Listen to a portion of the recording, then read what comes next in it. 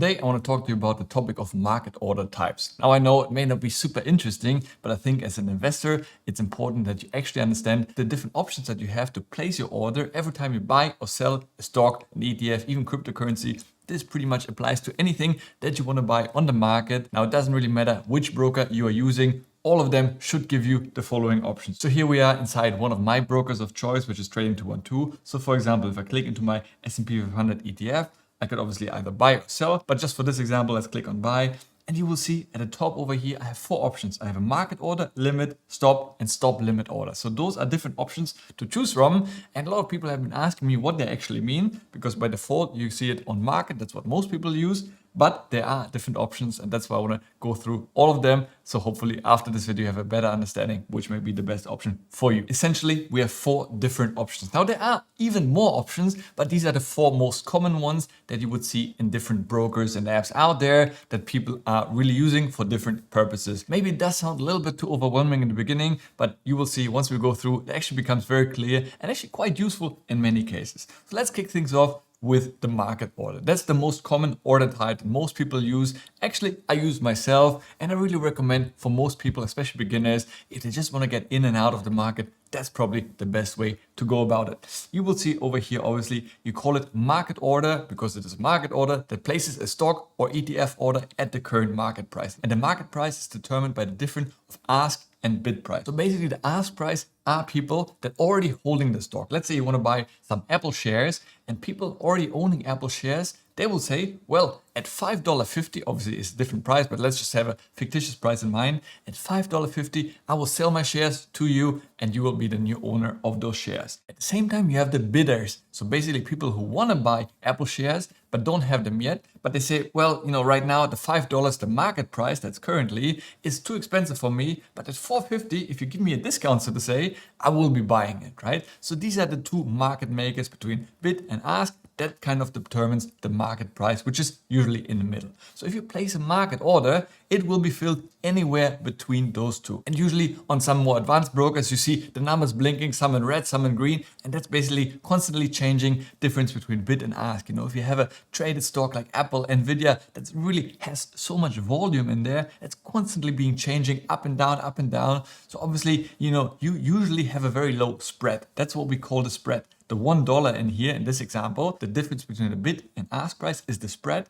And that's right now $1. In most bigger stocks that's traded a lot, it's even much less than that. But still, there will always be a spread.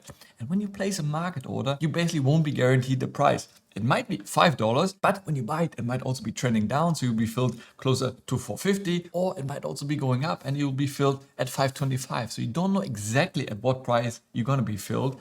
And that's why some people who really want a specific price, they don't like market order because you can't be 100% sure. But as I mentioned, in most frequently traded stocks, and you fill the market order during trading hours, which is always something I recommend, do not place a market order when the markets are closed, because then the markets may be open next day or after the weekend. And then the opening price, there might be so many orders that either it goes up or down depending on what kind of news developed over the weekend. And you might be getting actually much worse or better price. But if you place your order during market hours when the markets are operating, usually, again, for most people, it's a good way to go about. I do that myself. But there are other options out there. And most commonly, people talk about limit and stop order, right? These are the 2 big options that most people heard about it in some way, shape, or form.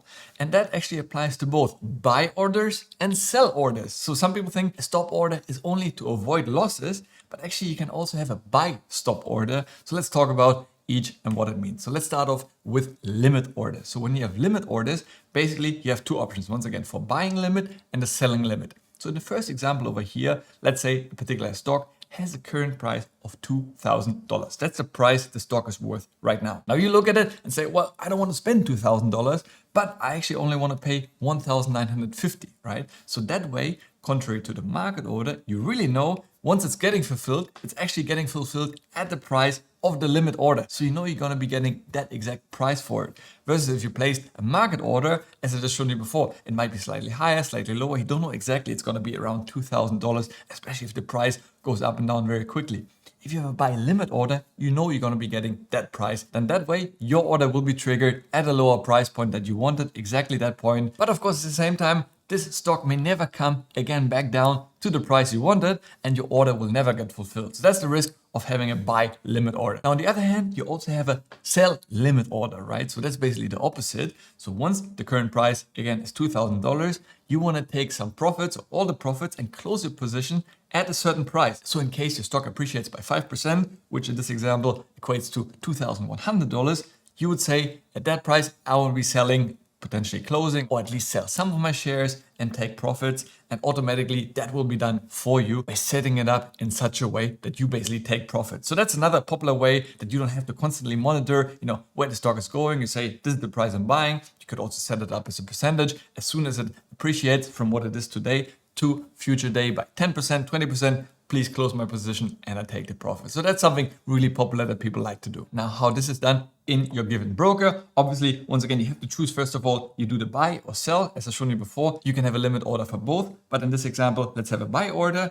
And then, of course, I would click at the top over here to limit. Let's say I want to buy one share, which is the value over here. And then I'm going to set my price. And it shows you set the maximum price you're willing to pay per share. Now, obviously, I could set it at $700 and it would be triggered immediately because I'm paying more than the market is currently paying. So that would not be the smartest move to do. So obviously, I want to have a price. Let's say if it goes down to $500, so a drop of $62, then I would be buying that particular ETF in my case, right? And then you can also change the expiration. So you can either have it to never or at the end of the day. So in case you only have it valid for a particular day, then you can change it to end of the day, or never or good to cancel basically means until you manually cancel that order, it will always stay in your order books. And if you're happy with this, you can then go ahead and then whenever the price drops of my investment to $500 per share, it would then be triggered. So again, that's something really relevant. If you kind of want to set it and forget it at certain price points, it might be interesting. Now, I personally don't use it, but actually there was some funny stories. I remember when there was some flash crashes, especially in Bitcoin. They set up a limit order for Bitcoin if it falls below $10,000. And I forgot the exchange, which one it was, but basically there was some issue, a system glitch, and the price for a few seconds dropped to, I think, $2,000-$3,000 all the way from $50,000.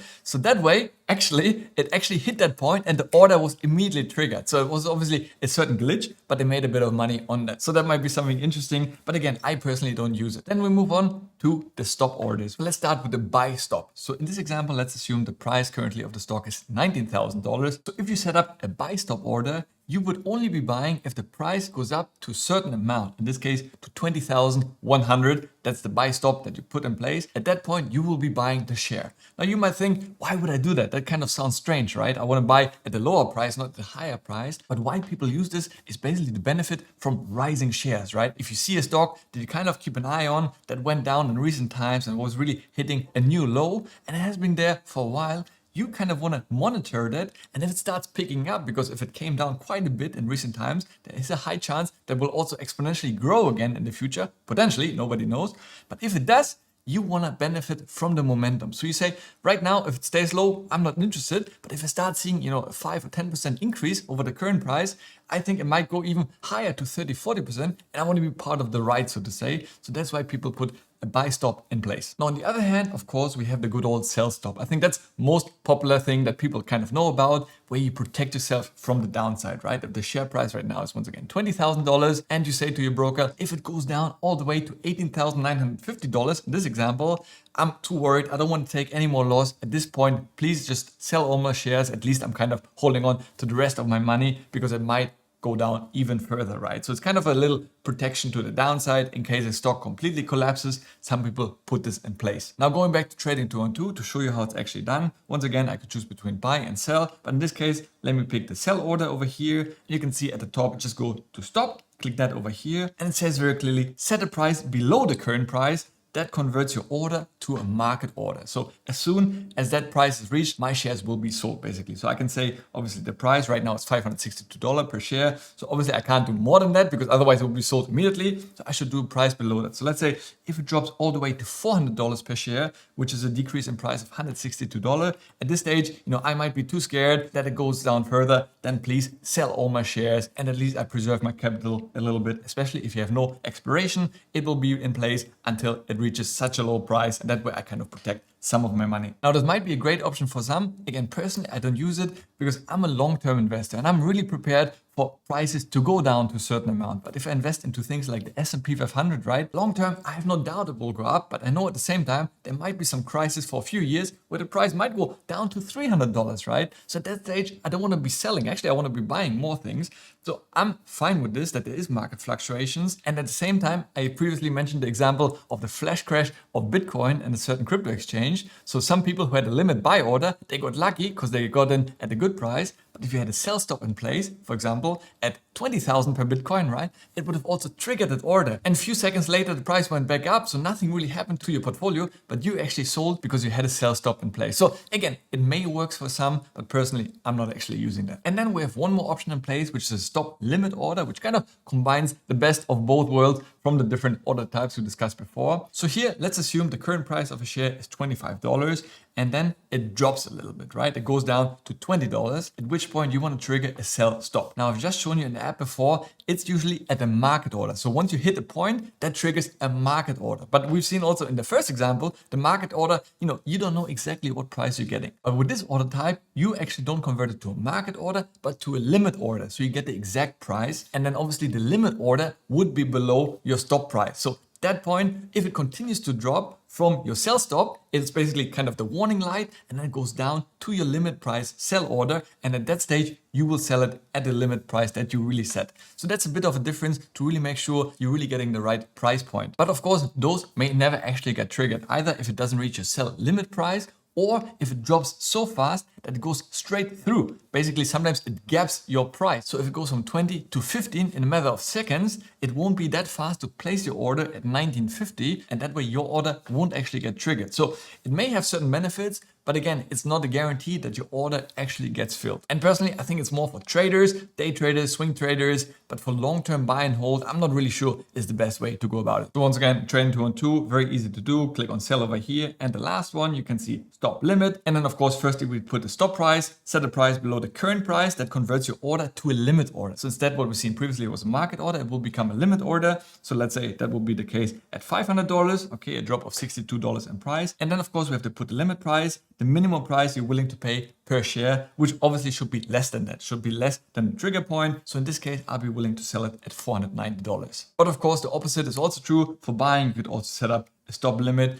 order, and that will be just the opposite way basically. And a little bonus, which not all the brokers are offering, but there is a way to have a trailing stop loss. So basically the idea is that you have an initial stop loss. So in this example, you bought a share worth $50,000. Now that's a very expensive share, but again, just for the example over here. And then obviously you have a stop loss a little bit below, let's say $45,000, right? You bought it at 50. If it goes down in price to 45, you better sell and take your capital that you still have. Now in this example, the share price continues to increase, which is good for you as an investor. It goes all the way up to $60,000. Now of course, you don't want to have your stop loss at the same price of $45,000, because what could happen, the stock price might in the next week or so completely fall down to $30,000, and then all the profits that you kind of initially had and thought you're such a good investor would be gone basically, right? So here you could automatically set up that basically the stop loss moves up as the price goes up. So as the price increases, your stop price increases either by a dollar amount or percentage. So let's say your stop price should always be 10 or 20% below the current price. So if the current price goes up, your stop price also goes up. And if it goes down, the current price, the stop price will not go down. And once the price hits, you will basically sell at that particular price, and that way you're locking in your profits, which could of course be very attractive, and some people may choose to do that. Now just to show you how it looks on other apps, here we are inside of my Interactive Brokers account, which is my main broker of choice that I use. So let's say I want to buy some more realty income over here. I would just go into the stock over there, and once again I could either buy or sell, but let's put a buy order. And here I can click obviously the different order types. You see that over here, there's a drop down. And here's actually a lot more, because obviously Interactive Brokers is really amazing, powerful broker that has so many options. Honestly speaking, I don't know all of them myself. So for most people, those really don't apply. And actually there's a way to go around it if you don't want to have all of those. Instead of choosing the IBKR app over here, the first one, you could choose the global trader. You use the same login details. And then if I want to buy the same share realty income over here, click on buy, and then I see at the top over here, market, I click the drop down. I actually only have 3 options: limit, market, and stop. And that's more relevant for most people, to be honest. So I think there's always a way to go around it. If your broker doesn't support any of the other ones, but you need it, then maybe check for another broker. I hope it makes things a little bit clearer. I know it's a little bit overwhelming, but understanding the general concept of the different order types, I think is very important for any type of investor. Ultimately, the choice is yours.